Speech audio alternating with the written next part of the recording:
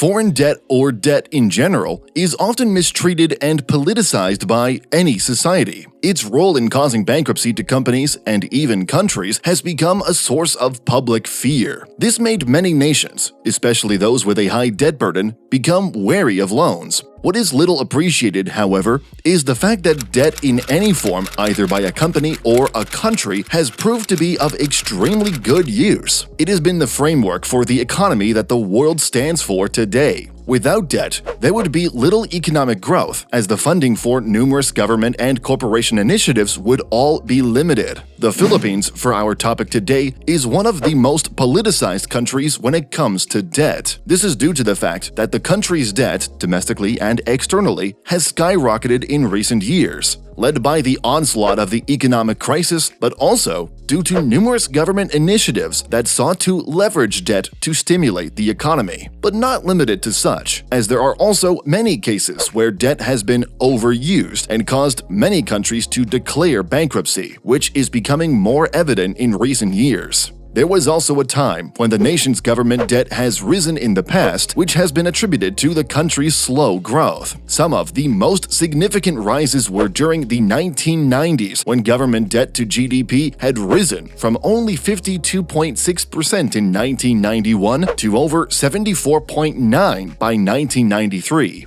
Past fallacies, led by a collapse in many nations around the world, would surely bring societal fears, not only for the Philippines, but globally. But despite all of these, with the growing buzz of fear from debt, the Philippines, and actually any other nation around the world, has actually been leveraging its debt more actively as years go by. Throughout modern history, the Philippines has borrowed both domestic and foreign debt to fund much of the country's growth. This in turn helped build out many of the country's infrastructures, healthcare systems, cultural buildings, and many others in order to stimulate economic growth. The country's overall debt has risen from around 3.88 trillion pesos, or $69 billion in 2005, to over 12 trillion pesos, or $216 billion as projected by the end of 2022. Each year sees an increase in debt, except for 06 and 07. This was again more likely driven by the need to fund the domestic economy and achieve the necessary infrastructure to accommodate its rising population and enhance the country's overall competitiveness in the world.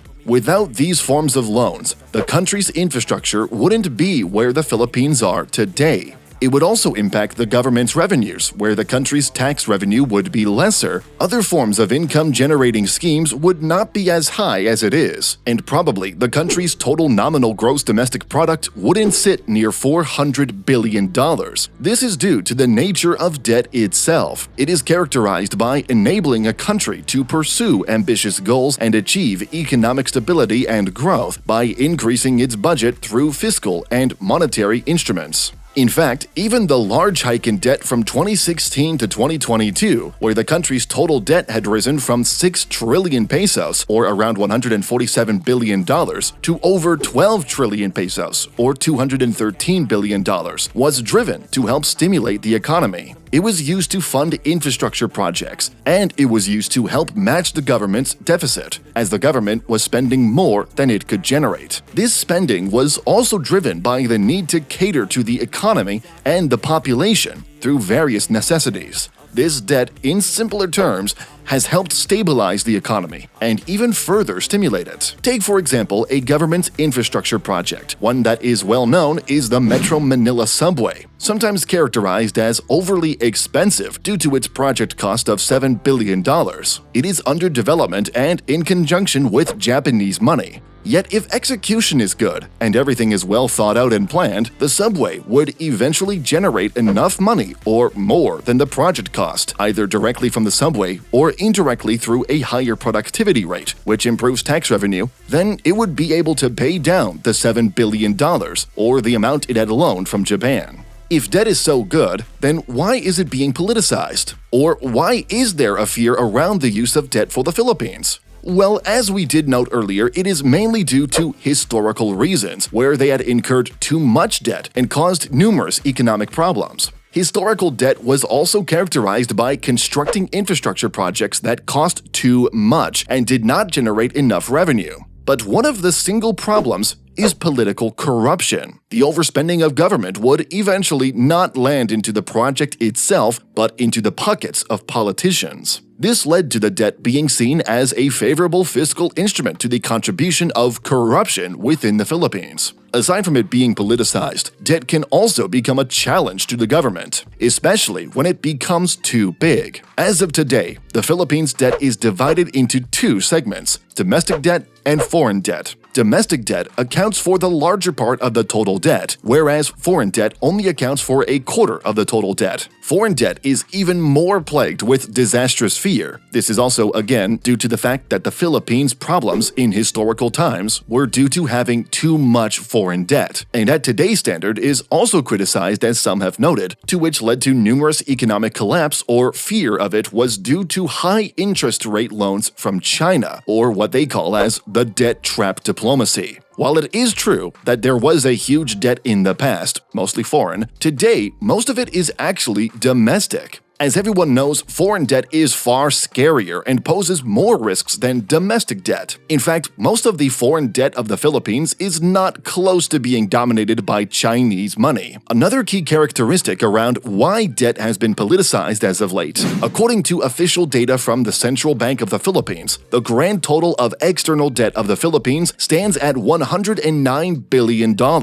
The public sector, which owes much of this debt, accounts for $67 billion, and the private sector has the remaining $47 billion. To whom the government owes these $67 billion, on the other hand, comes mainly from multilateral institutions and Japan. Japan alone accounts for $7.8 billion worth of public debt, while the entire multilateral institution accounts for $28 billion. Multilaterals are the likes of the Asian Development Bank, the International Monetary Fund, and so on. China accounted for only $2.5 billion worth of the entire external debt, most of which was even from the private sector. But back to our initial topic, debt can still become a challenge. If the government fails to plan properly in its initiatives, such as its infrastructure, then the debt would outweigh far more negatives than positives. This means that if the subway from earlier did not generate enough revenue, then the government would have to find another source of income to pay down the debt, or even scarier, is to take further loans to pay Japan. Furthermore, if debt is also too much, it would cause far more problems as well. It is due to the fact that it will need to use all of what it earns to pay down the debt's interest, rather than using the money to pursue economic growth. So, in summary, yes, debt is good. Debt is even one of the best instruments in order to pursue economic growth. It has enabled not only the Philippines, but every nation except for a few to grow. It led to the construction of bridges, of schools, and it led to the growth of China, the United States, and many more countries out there. What there is to worry about is that if debt is going to be leveraged, especially for the use of stimulating the economy, it must have no connection with corruption. This is because if political instability is embedded in a loan to finance something, it often spells disaster not only for the procurement of the project, which leads to awful quality, but also for projects to have overly high costs. It must also have good governance when it comes to project planning. This means that expertise should be applied. Expertise is not often found in the local nation, especially when we talk about constructing mega railway projects that have never been done before. Hence, why the need for cooperation with international agencies is a necessity. Finally, as with every project, there is, in the world, the opportunity for the project to exceed the expense. If a project, or say a railway, does not generate the money required to pay off the debt repayments, it would eventually head to the government's problems and would weigh on the overall society, as the government would share the burden of having to use its tax money to pay down the debts rather than the project itself generating money. The Philippines, however, is probably in between these factors. It is a country plagued with political instability, yet it is also a country with a massive amount of opportunities. If a properly planned railway was built in order to accommodate its huge and overcrowded population, the investment given would not only generate enough to pay down the debt, but would eventually lead to a huge surplus. Even if there are project cost overruns, there just seem to be too many potential customers. If the government of the Philippines decides to build a road and places a toll on it, not only will the government make a lot of money due to a large number of the cars that are there in the Philippines, but it will also lead to a massive increase in productivity and a decrease in its traffic congestions. The opportunities are astoundingly limitless, but again, these are still reliant at the very least on some factors. Removing political corruption and also good governance on sustaining debt levels without overly excessive borrowings, since even if there are too many opportunities, there still needs to maintain a level of how much it could actually borrow, or else it would, in most cases, bring the demise to the entire economy. Anyway, this is just our opinion and we would love to hear your thoughts. Let us know what you think.